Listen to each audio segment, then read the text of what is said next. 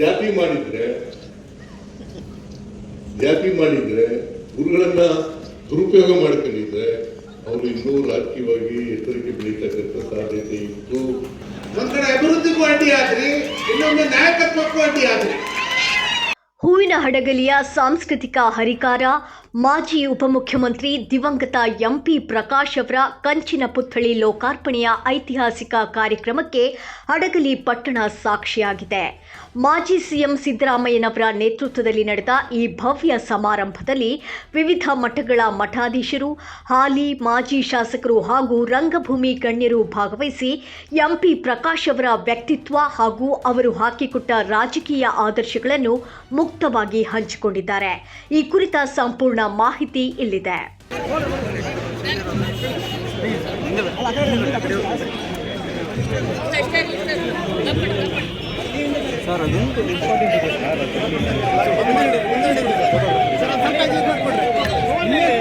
ಸುತ್ತೂರು ಶ್ರೀಗಳು ಸೇರಿದಂತೆ ವಿವಿಧ ಮಠಗಳ ಮಠಾಧೀಶರಾದ ಚನ್ನವೀರ ಸ್ವಾಮೀಜಿ, ಡಾಕ್ಟರ್ ಹಿರಿಶಾಂತವೀರ ಸ್ವಾಮೀಜಿ, ಚನ್ನಬಸವ ಸ್ವಾಮೀಜಿ ಹಾಗೂ ಚಂದ್ರಶೇಖರ ಸ್ವಾಮೀಜಿ ಅವರ ದಿವ್ಯ ಸಾನ್ನಿಧ್ಯದಲ್ಲಿ ಪುತ್ಥಳಿ ಅನಾವರಣ ನಡೆಯಿತು.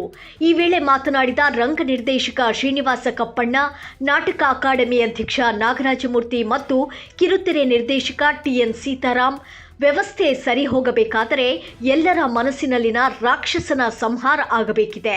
ಒಂದು ನಾಡಿನ ಮುಖವನ್ನು ಸಂಸ್ಕೃತಿ ಬದಲಿಸುತ್ತದೆ ಎಂಬುದಕ್ಕೆ ಎಂಪಿ ಪ್ರಕಾಶ್ ಅವರೇ ಸಾಕ್ಷಿ ಎಂದರು.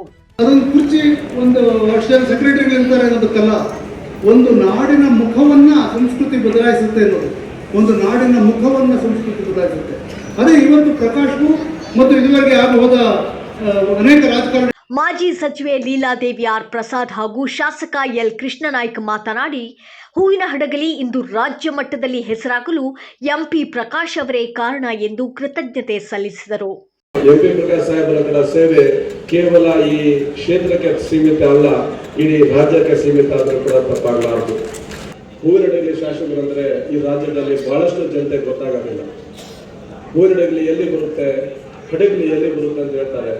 ಯಾವಾಗ ನಾವು ಎಂಪಿ ಪ್ರಕಾಶ್ ಸಾಹೇಬರ ಕ್ಷೇತ್ರ ಅಂದಿದ ತಕ್ಷಣ ಹೌದು ಅಂತ ಹೇಳ್ತಾರೆ. ಈ ರೀತಿಯ ಅಚ್ಚು ಯಾರು ಕೂಡ ಮರೆಯಲಾಗದ ರೀತಿಯಿಂದ. ಇದೇ ಸಂದರ್ಭದಲ್ಲಿ ಮಾತನಾಡಿದ ಮಾಜಿ ಶಾಸಕ ಪಿಟಿ ಪರಮೇಶ್ವರ್ ನಾಯ್ಕ್ ಅವರು ಕ್ಷೇತ್ರ ರಾಜಕಾರಣದ ಸತ್ಯವನ್ನು ಬಿಚ್ಚಿಟ್ಟು ಮಾರ್ಮಿಕವಾಗಿ ಮಾತನಾಡಿದರು. ಹಡಗಲಿ ಕ್ಷೇತ್ರದ ಜನತೆ ಒಂದು ಕಡೆ ಎಂಪಿ ಪ್ರಕಾಶ್ ಅವರ ನಾಯಕತ್ವವನ್ನು ಒಪ್ಪಿಕೊಳ್ಳಲಿಲ್ಲ, ಮತ್ತೊಂದೆಡೆ ಅಭಿವೃದ್ಧಿ ಪರವಾಗಿಯೂ ಇರಲಿಲ್ಲ ಎಂದು ಬೇಸರ ವ್ಯಕ್ತಪಡಿಸಿದರು. ನಾಯಕತ್ವಕ್ಕೂ ಬೆಂಬಲಿಸಲಿಲ್ಲ ನೀವು. ಒಂದ್ ಕಡೆ ಅಭಿವೃದ್ಧಿಗೂ ಅಡ್ಡಿ ಆದ್ರಿ, ಇನ್ನೊಂದು ನಾಯಕತ್ವಕ್ಕೂ ಅಡ್ಡಿ ಆದ್ರಿ. ನೀವು ಎಂಪಿ ಪ್ರಕಾಶ್ ಅವ್ರನ್ನ ಒಮ್ಮೆ ಗೆಲ್ಸಿ ಒಮ್ಮೆ ಸೋಲಿಸ್ತಾ ಇದ್ರಿ, ಖರೆ ಅಲ್ವಾ? ಅವ್ರು ನೀವು ಸತತವಾಗಿ ಗೆಲ್ಸಿದ್ರೆ ಸಿದ್ದರಾಮಯ್ಯ ಮುಖ್ಯಮಂತ್ರಿ ಆಗಿದ್ರು, ಹಂಗೂ ಅವ್ರು ಈ ನಾಡಿನ ಮುಖ್ಯಮಂತ್ರಿ ಆಗ್ತಿದ್ರು. ಕಾರ್ಯಕ್ರಮದಲ್ಲಿ ಶಾಸಕರಾದ ರಾಘವೇಂದ್ರ ಹಿಟ್ನಾಳ್, ಗಣೇಶ್ ಪ್ರಸಾದ್, ಶಾಸಕಿಯರಾದ ಅನ್ನಪೂರ್ಣ ತುಕಾರಾಂ, ಎಂಪಿ ಲತಾ ಮಲ್ಲಿಕಾರ್ಜುನ, ಸಂಸದ ಇ ತುಕಾರಾಂ, ಮಾಜಿ ಶಾಸಕರಾದ ಅಮರೇಗೌಡ ಬಯಾಪುರ, ಚಂದ್ರನಾಯ್ಕ್ ಉಪಸ್ಥಿತರಿದ್ದರು.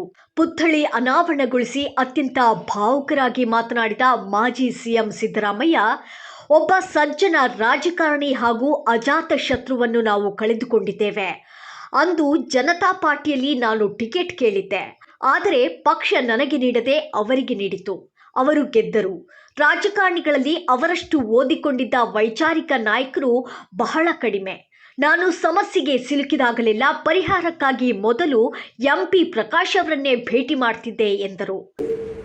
ಎಂತ ರಾಜಕಾರಣಿಯಿಂದ ಕಳ್ಕೊಂಡಿದ್ದೀವಿ ಅಂತಂದ್ರೆ, ಒಬ್ಬ ಸಜ್ಜನ ರಾಜಕಾರಣಿ, ಅಜಾತ ಶತ್ರು ಅಂತಕ್ಕಂಥದ್ದನ್ನ ಅವರ ಜೀವನದ ಉದ್ದಕ್ಕೂ ಕೂಡ ಎಂಪಿ ಪ್ರಕಾಶ್ ಅವರು ಮಾಡ್ಕೊಂಡು ಬಂದಿದ್ರು ಅಂತಕ್ಕಂಥದ್ದನ್ನ ತಮಗೆ ತಿಳಿಸ್ಲಿಕ್ಕೆ ಬಯಸ್ತಾ ಇದ್ದಾರೆ. ನಮಗೆ ಯಾವುದೇ ಸಮಸ್ಯೆ ಎದುರಾದಾಗ, ನನಗಿಂತ ಮುಂಚಿತ ಮಂತ್ರಿ ಆಗಿದ್ರು 83ರಲ್ಲಿ, ನಾನು ಅವರು ಎಂಪಿ ಪ್ರಕಾಶ್ ಅವರು ನಾವು ಒಟ್ಟಿಗೆ MLA ಆದರು. ಅವ್ರು ಅದಕ್ಕಿಂತ ಮುಂಚಿತವಾಗಿ ಒಂದ್ಸಾರಿ ನಿಂತಿದ್ರು. ನಾನು ಟಿಕೆಟ್ ಕೇಳಿದ್ರೆ ಕೊಡಲಿಲ್ಲ, ನನಗೆ ಎಂಪಿ ಪ್ರಕಾಶ್ಗೆ ಟಿಕೆಟ್ ಸಿಕ್ತು. ಅವರು ಆ ಸಾರಿ ಸೋತರು. 83ರಲ್ಲಿ ಗೆದ್ರು.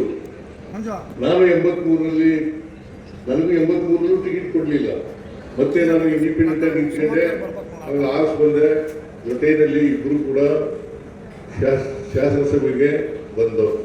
ನನಗಿಂತ ಹಿರಿಯರು, ಮುತ್ಸದ್ದಿಗಳು, ರಾಜಕಾರಣದಲ್ಲಿ ಅನೇಕ ವಿಚಾರಗಳನ್ನ ತಿಳ್ಕೊಂಡಿದ್ದಂಥ ವ್ಯಕ್ತಿ ಅಂತಕ್ಕಂಥ ಮಾತುಗಳನ್ನು ಹೇಳಲಿಕ್ಕೆ ಬಯಸ್ತೇನೆ. ಅವರು ಎಂದಿಗೂ ಸ್ವಾಮೀಜಿಗಳನ್ನು ರಾಜಕೀಯವಾಗಿ ದುರುಪಯೋಗ ಮಾಡಿಕೊಳ್ಳಲಿಲ್ಲ. ಜಾತಿ ರಾಜಕಾರಣ ಮಾಡಿದ್ದರೆ ಅವರು ಮತ್ತಷ್ಟು ಉತ್ತುಂಗಕ್ಕೆ ಹೋಗ್ತಿದ್ರು. ಇವತ್ತಿನ ರಾಜಕಾರಣದ ವ್ಯವಸ್ಥೆಯಲ್ಲಿ ಪ್ರಾಮಾಣಿಕತೆ ಉಳಿಯಲು ಸಾಧ್ಯವೇ ಇಲ್ಲ ಎಂದು ಇಂದಿನ ರಾಜಕೀಯ ವ್ಯವಸ್ಥೆಯ ಬಗ್ಗೆ ಬೇಸರ ಹೊರಹಾಕಿದರು. ಒಂದು ವೇಳೆ ಜಾತಿ ಮಾಡಿದ್ರೆ ಗುರುಗಳನ್ನ ದುರುಪಯೋಗ ಮಾಡ್ಕೊಂಡಿದ್ರೆ ಅವರು ಇನ್ನೂ ರಾಜಕೀಯವಾಗಿ ಎತ್ತರಕ್ಕೆ ಬೆಳೀತಕ್ಕಂಥ ಸಾಧ್ಯತೆ ಇತ್ತು ಅಂತಕ್ಕಂಥದ್ದನ್ನು ಮುಂದುವರಿದು ಮಾತನಾಡಿದ ಸಿದ್ದರಾಮಯ್ಯ, ನಾವಿಬ್ಬರು ಜನಾರ್ದನ ಹೋಟೆಲ್ನಲ್ಲಿ ದೋಸೆ ತಿಂದ ದಿನಗಳು ಇಂದಿಗೂ ನೆನಪಿವೆ. ಕಾಂಗ್ರೆಸ್ ಜೆಡಿಎಸ್ ಮೈತ್ರಿ ಸರ್ಕಾರ ರಚನೆಯಾಗುವಾಗ ಯಾರು ಮುಖ್ಯಮಂತ್ರಿಯಾಗಬೇಕು ಎಂದು ಕೇಳಿದಾಗ ಸಿದ್ದರಾಮಯ್ಯ ಆಗಲಿ ಎಂದು ಎಂಪಿ ಪ್ರಕಾಶ್ ಅವರೇ ಹೇಳಿದ್ದರು.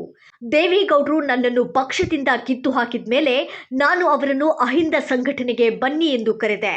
ಆದರೆ ಅವರು ಸಿದ್ಧಾಂತಕ್ಕೆ ಬದ್ಧರಾಗಿ ಅದನ್ನು ನಿರಾಕರಿಸಿದ್ದರು ಎಂದು ನೆನೆದರು. ಇದೇ ವೇಳೆ ಜನಾರ್ದನ ರೆಡ್ಡಿ ಅವರ ಹಳೆಯ ಟೀಕೆಯನ್ನು ಖಂಡಿಸಿದ ಅವರು, ಎಂಪಿ ಪ್ರಕಾಶ್ ಅವರಿಗೆ ಕಾಯಿಲೆ ಬಂದಾಗ ಜನಾರ್ದನ ರೆಡ್ಡಿ ಟೀಕೆ ಮಾಡಿದ್ರು. ಆದರೆ ರೆಡ್ಡಿ ತುಂಗಭದ್ರಾ ನದಿಯಲ್ಲಿ ಎಷ್ಟು ಬಾರಿ ಸ್ನಾನ ಮಾಡಿದ್ರೂ ಅವರ ಪಾಪ ತೊಳೆಯುವುದಿಲ್ಲ ಎಂದು ವಾಗ್ದಾಳಿ ನಡೆಸಿದರು. ಜನಾರ್ದನ ರೆಡ್ಡಿ ಅವರು ತುಂಗಭದ್ರಾ ನದಿಯಲ್ಲಿ ಎಷ್ಟೇ ಸಾರಿ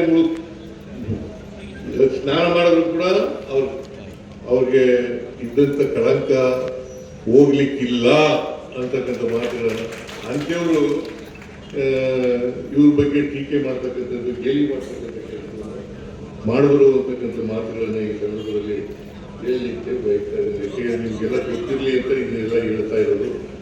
ಕೊನೆಯದಾಗಿ ಹಂಪಿ ಉತ್ಸವವನ್ನು ಆರಂಭಿಸಿದ ಸಾಂಸ್ಕೃತಿಕ ರಾಯಭಾರಿ ಎಂಪಿ ಪ್ರಕಾಶ್ ನೆನಪಿಗಾಗಿ ಹಡಗಲಿಯ ಸರ್ಕಾರಿ ಇಂಜಿನಿಯರಿಂಗ್ ಕಾಲೇಜಿಗೆ ಅವರ ಹೆಸರಿಡಲು ಸರ್ಕಾರಕ್ಕೆ ಪತ್ರ ಬರೆಯುತ್ತೇನೆ ಎಂದು ಪ್ರಕಟಿಸಿದರು.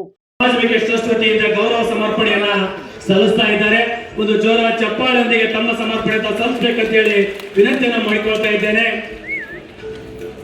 ಎಂಪಿ ಪ್ರಕಾಶ್ ಮತ್ತು ಸನ್ಮಾನ್ಯ ಸಿದ್ದರಾಮಯ್ಯ ಜೊತೆಯಾಗಿ ರಾಜಕೀಯ ಜೀವನವನ್ನು ಪ್ರಾರಂಭಿಸಿದ ಅನುಭವಗಳನ್ನು ಮೆಲುಕು ಹಾಕಿಕೊಂಡಿದ್ದಕ್ಕೆ ಅವರಿಗೆ ತುಂಬ ಹೃದಯದ ಧನ್ಯವಾದಗಳನ್ನು ಈ ಸಂದರ್ಭದಲ್ಲಿ ಸಲ್ಲಿಸ್ತಾ ಇದ್ದೇವೆ. ನಿಖರ ಸುದ್ದಿಗಾಗಿ ನೋಡ್ತಾ ಇರಿ ವಾಯ್ಸ್ ಆಫ್ ವಿಜಯನಗರ.